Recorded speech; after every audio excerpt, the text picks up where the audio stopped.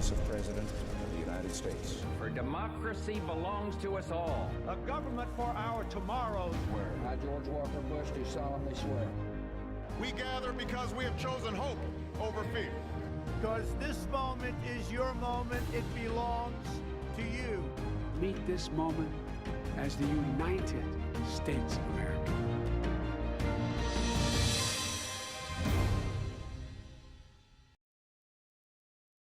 Hello, and welcome to Washington Post Live.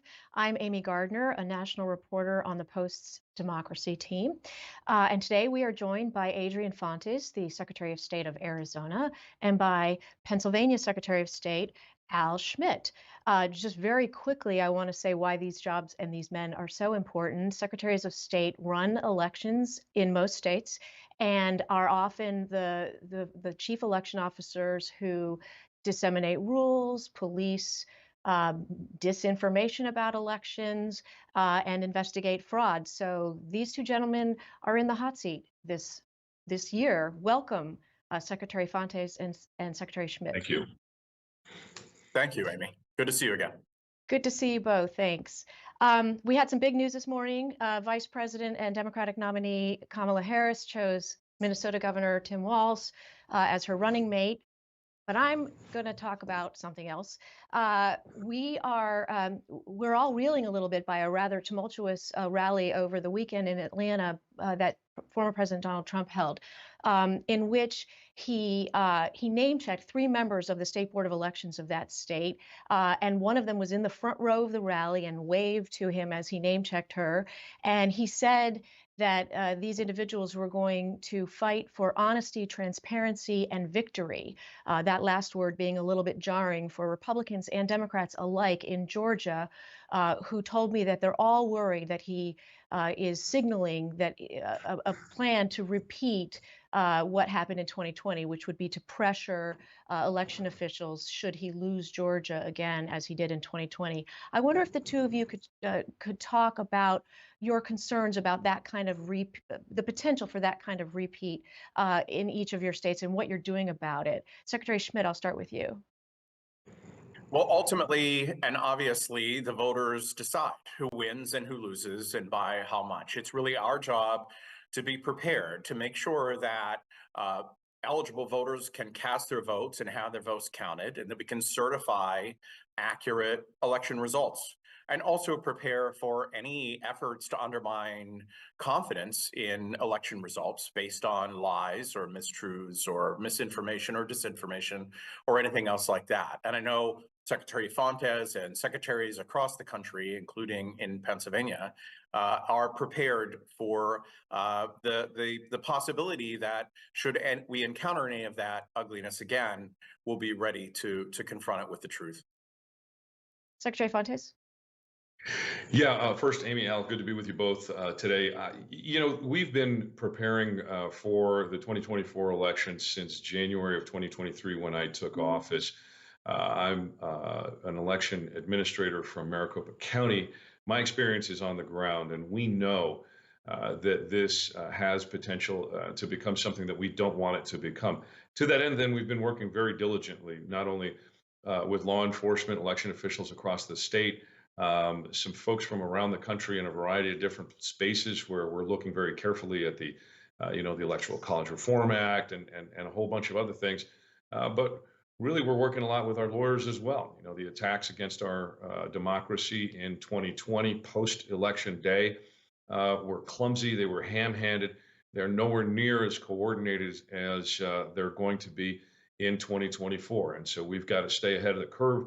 And we're preparing well, working directly with folks across the political spectrum, across the administrative spectrum in government, and with every other corner of folks who really want to preserve and protect our democracy on behalf of and for our voters. And that goes everywhere from doing tabletop exercises that include the use of artificial intelligence, down to just working with clerks of the court to find out when's the best time to coordinate the filing and receiving of lawsuits so that we can move those processes forward carefully, right? Not interfering with any of the decision making, but how do we administer justice through the court systems as well, which we know a lot of the fights are going to be there. So really, it's just making sure that all the players know all the rules and we can get through 2024 as smoothly as possible for voters. Thanks. And I'd like to come back to that issue of AI in a bit. Thank you for bringing that up. Secretary Schmidt, back to you.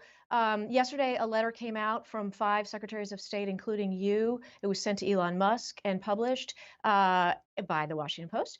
And you were asking or demanding that Mr. Musk, the owner of X, of course, that he immediately implement changes to X's AI chatbot known as Grok for what was described in the letter as disinformation that was spread on X by this AI chatbot. Most notably, it's shared with millions of users false information that Kamala Harris was not eligible to appear on the ballot this fall in 9 different states, including yours, where that was not accurate. I wonder if you could talk a little bit about what you expect from Elon Musk. Do you expect him to comply with this request? And if not, what further action do you think you might take, and what further recourse have you got?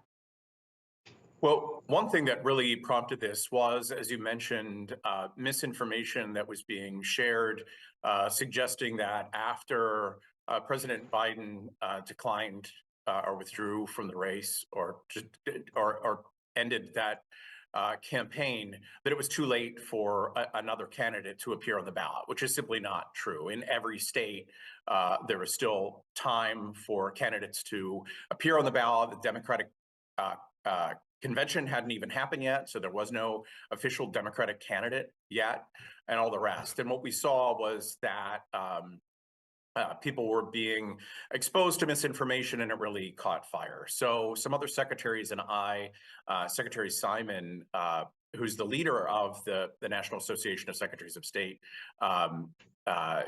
organized this letter to notify X and notify Mr. Musk of the damage that was being done, and that they would be better served by turning voters toward reliable sources of information.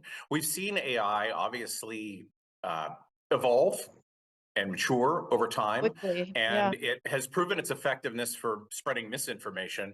But election information can never be inaccurate. You never want to tell the voter the wrong day. You never want to tell voters the wrong information, and that's exactly what we saw in this case. And of course, you know this, but you are the only non-Democrat among those 5 who signed it. Of course, you were appointed by Democrat Josh Shapiro to your current job. But there were actually 9 states, as you know, about which this false information was disseminated, and the 4 that did not sign on are all Republican secretaries of state. And I just wonder if you have a message for those counterparts. I'm going to try to get it right. It was Texas, Indiana, Ohio, and Alabama that chose not to sign on to the letter. And I wonder if you have a message for those counterparts on why they didn't sign on. I don't know their minds, and I don't know their reasoning, but I do know, and I certainly hope, that every secretary who is entrusted with this sacred responsibility of overseeing elections in their state shares a common interest in only accurate election information being shared. So I can't really speak to why they made the decision they made, but would obviously encourage them to be proactive when it comes to combating misinformation and disinformation. Got it. Thanks. Secretary Fontes, back to AI for a minute. You have been really sort of on the front lines of talking about the threat of AI and preparing for it and training your employees and other county level election officials around the state of Arizona. I wonder if you could talk a little bit more about what you view as the potential threat there and what you've been doing about it. Well, first and foremost, generative artificial intelligence can do a whole heck of a lot of good. Let's put that on the table. There are some incredible efficiencies that we are looking into in our business services section for our libraries and archives. There's a whole bunch of great stuff AI can do. And it can also be used for great ill. And that includes the much quicker and much deeper spread of misinformation and disinformation when it comes to election administration. In order to combat that, or at least make folks aware of it, what we did was engage in a series of tabletop exercises. I learned about these sorts of things when I was in the Marine Corps. Basically, you get folks together, and it's sort of like a real world Dungeons and Dragons, if you will. Folks role play in the work that they're going to be doing and faced with certain challenges. And we did it with our elections officials back in December. And we featured the use of artificial intelligence. We did a deep fake of myself, a deep fakes of other folks in our office and other elections officials. We did it again in April, and then we expanded the net. We went to do another tabletop exercise featuring state and national media folks, and we did some for law enforcement as well. And here's why. We want to make sure that all of the players who interact in the information ecosystem around elections are aware of the capabilities of artificial intelligence. They're aware of what sorts of things are possible, and they're not sort of surprised by it if and when it happens in November, right? You want to train with the weapons of your enemy so that you'll know what those capacities are, and you'll know how to deal with them if and when they show up. And so with that philosophy, we put this tool out there, but it's really no different than making sure that your polling places have backup electricity. Maybe there's a generator out somewhere in the neighborhood that you've got access to in case the power goes out, or other sorts of contingencies. This is one sort of contingency that we're preparing for because of the nature of artificial intelligence. But again, it's not a new threat. It's an amplification of the misinformation and disinformation that Secretary Schmidt was just talking about, right? It is a pusher of these bad messages, and we want to be able to deal with that as quickly and effectively as possible when it comes time to the election. So that's why we employed that strategy to prepare all of our folks. I think we're all learning about the potential benefits of AI if we're watching the commercial breaks during the Olympics coverage right now. The commercials are nonstop about AI. Secretary Fontes, were some of the folks who watched the fake Secretary Fontes astonished at the quality of it? Was it actually scary? I think there was a lot of different types of reactions to it. Some of it was astonishment. Some of it was humor. We made a presentation in Brussels. I was at the the Brussels World Forum, and my deepfake at that one spoke English, French, Italian, Russian, and German. Oh my gosh! And we made a Taylor Swift joke that a bunch of folks were laughing at. It was in French. I didn't understand it, but my deepfake has gotten some pretty good reviews on my French accent, so I'm pretty happy about that. That's great. And just a quick follow-up on Musk, not about the AI stuff, but he personally is disseminating disinformation about the elections. He has weighed in falsely about non-citizen voting, about hand counts, about electronic machinery. Are you, Secretary Fontes, experience or learning about any ripple effect of that disinformation in your state, where it's actually motivating people at the local level to harass or otherwise sort of take up the bandwidth of local or state election officials there? Well, look, anytime anybody spreads a message that's not real or not true, it is a concern of ours. It's especially a concern when someone who purports to be a genius is getting it flat wrong about the law in Arizona, and that can have a detrimental effect on our population, on the folks who are paying attention to and care about our elections. But the reality is this is a much bigger fight than just Elon Musk.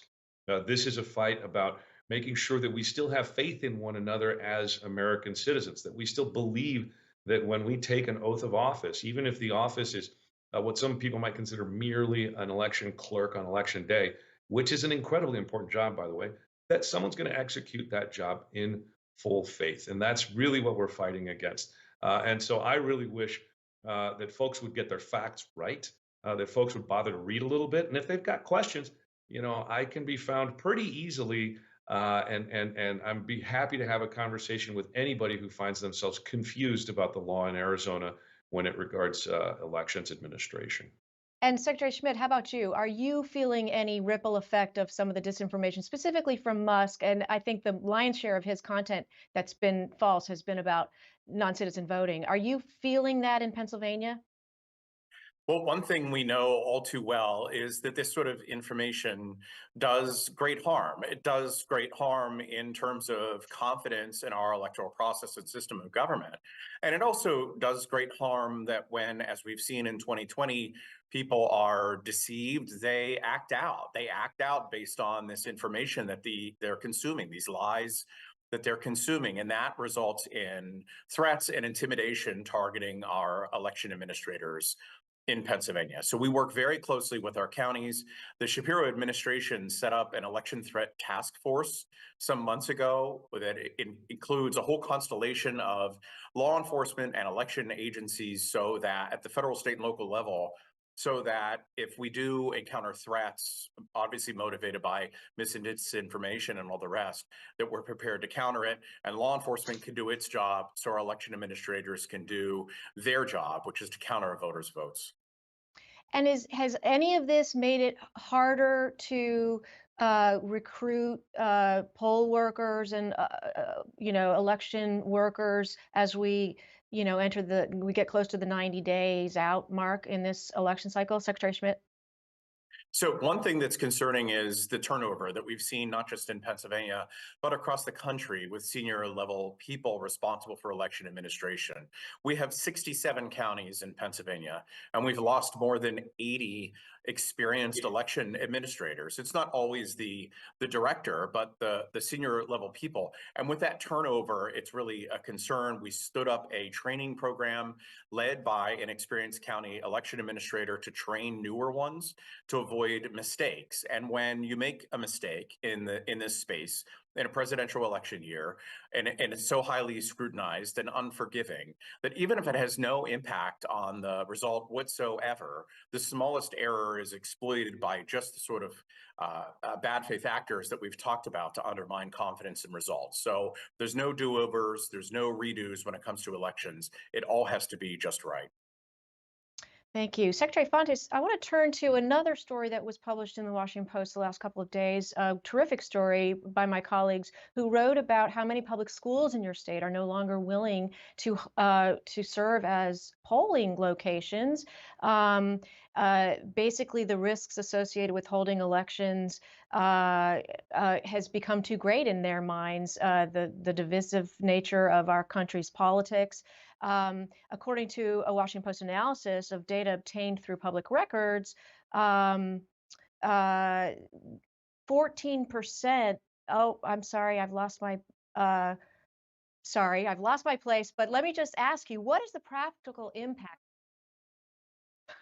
What is the practical impact of this shift away from public schools and buildings serving as polling locations, and how will it affect voters? And I also think broadly, what does it say about where we are with our politics right now?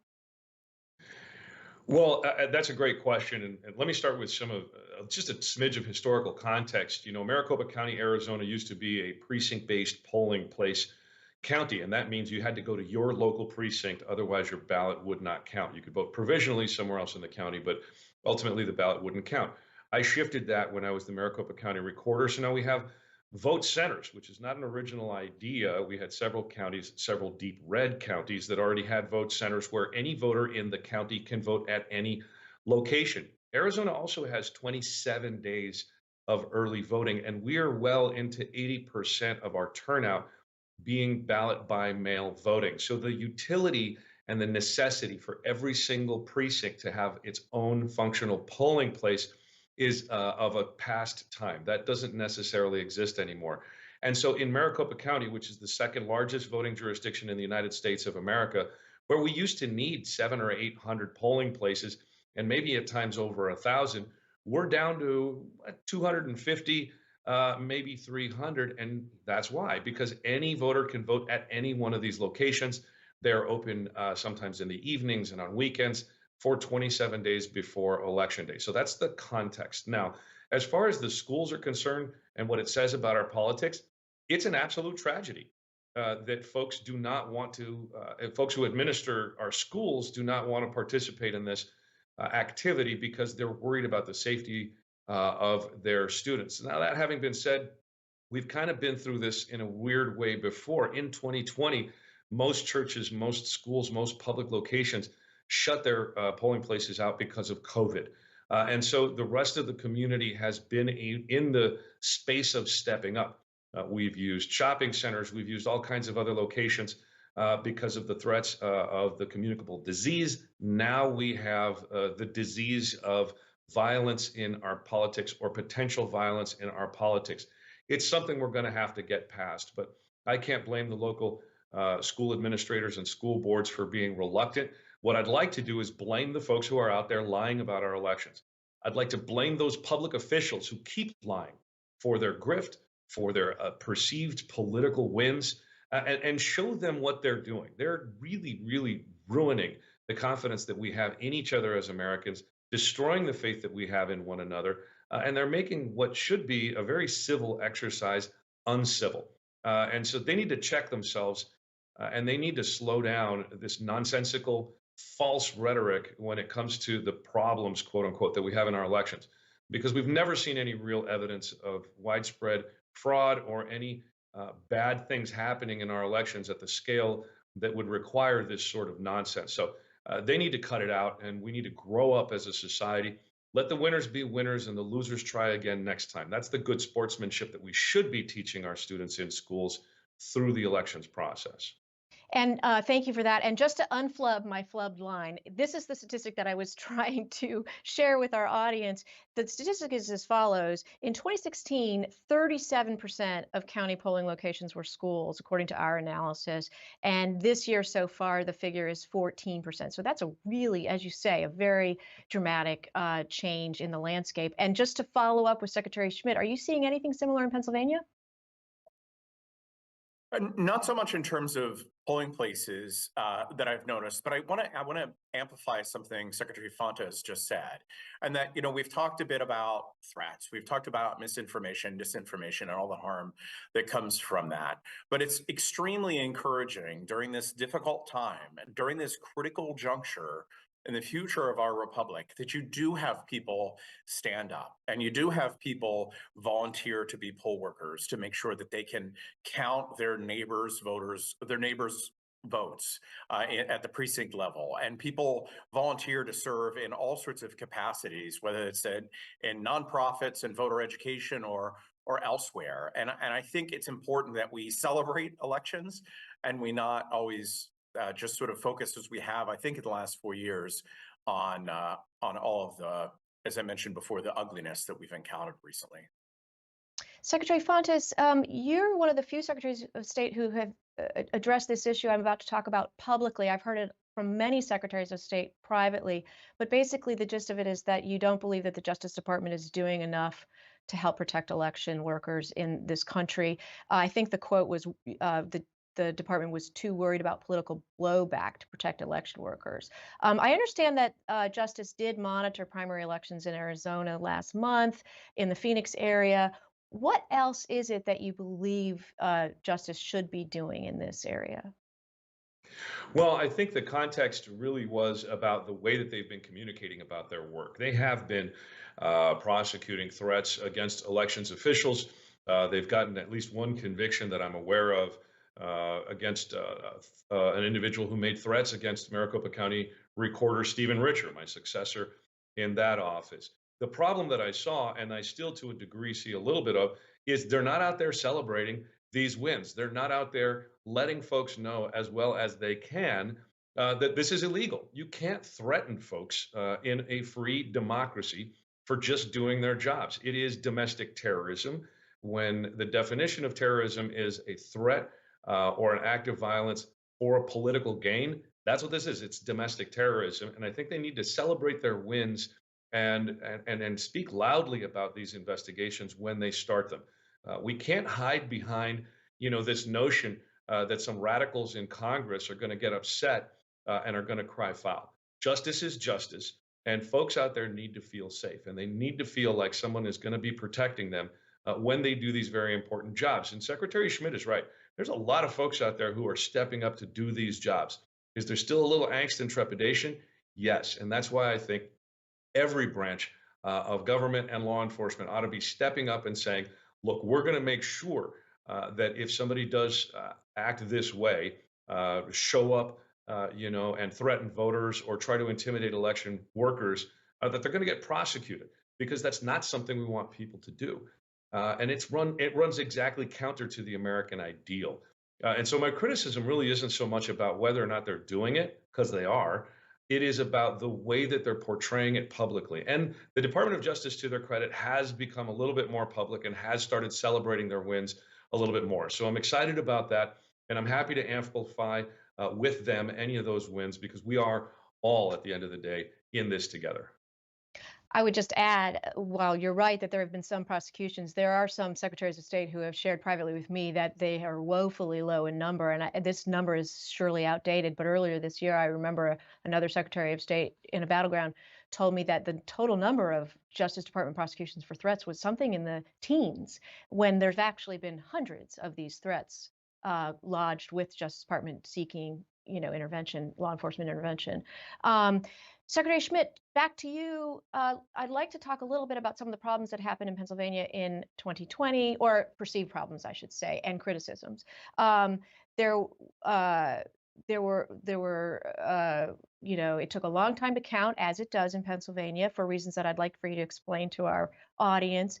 And it became a big part of the false narrative that fraud was happening in Pennsylvania, and that the election was being stolen from Donald Trump by Democrats, notably in Philadelphia, where at the time you were an election official.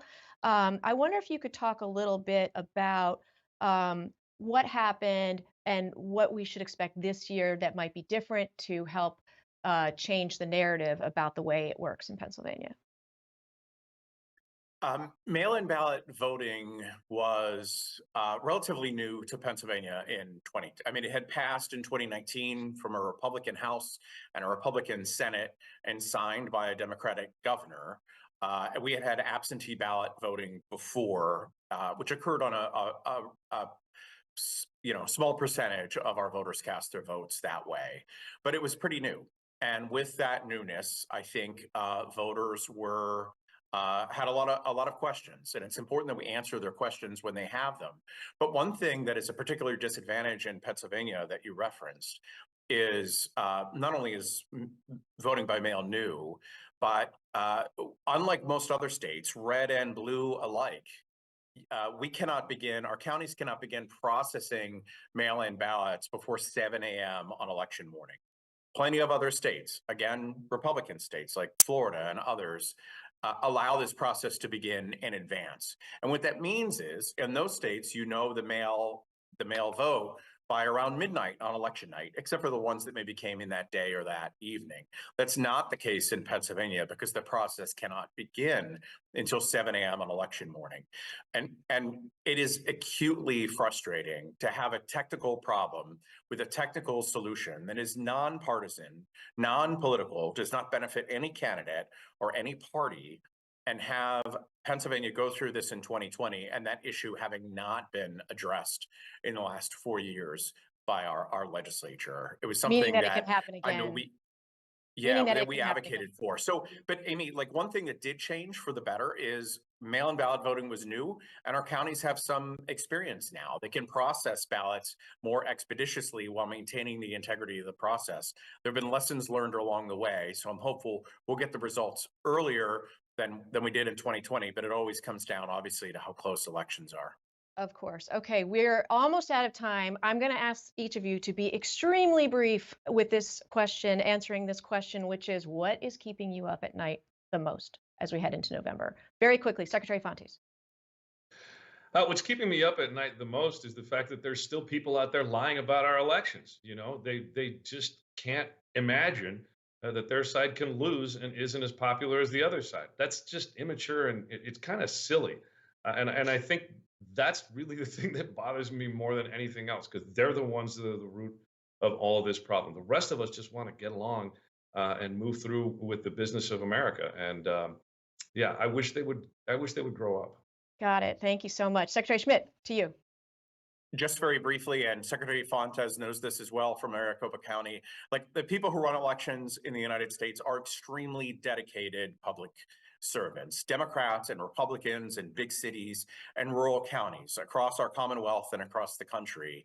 And it is awful to see them subjected to what they've been subjected to when all they're doing is making sure that voters' votes get counted in our democracy.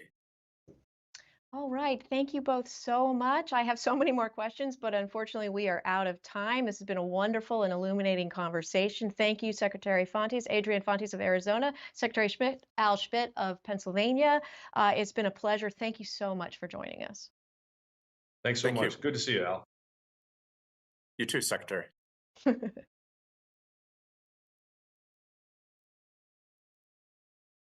And thanks to all of you for joining us today during this incredibly illuminating conversation.